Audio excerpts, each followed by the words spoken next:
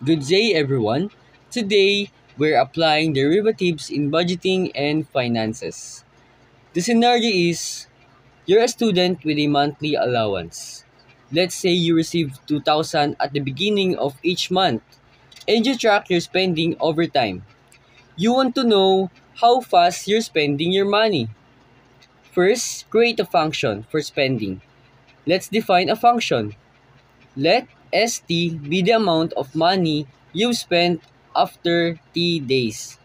For example, on day 5, you've spent 300 pesos. On day 10, 700 pesos. And on day 15, 1,500 pesos. This shows your spending over time, the derivative. This shows your spending over time, the derivative spending rate.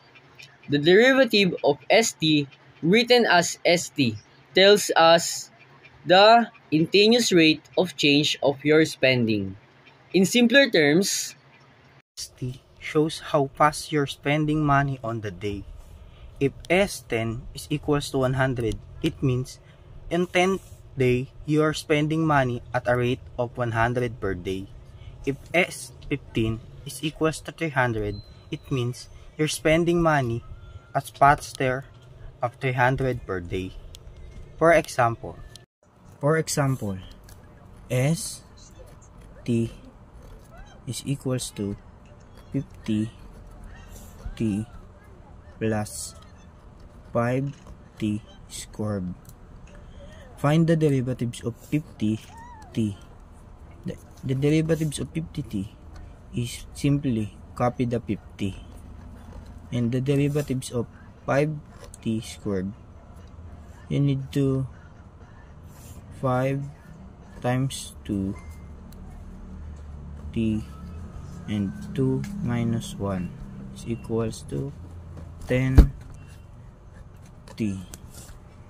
Then ST is equals to 50 plus 10 T. And now try the S10. So equals to 50 plus 10, then replace the T to the 10 and solve.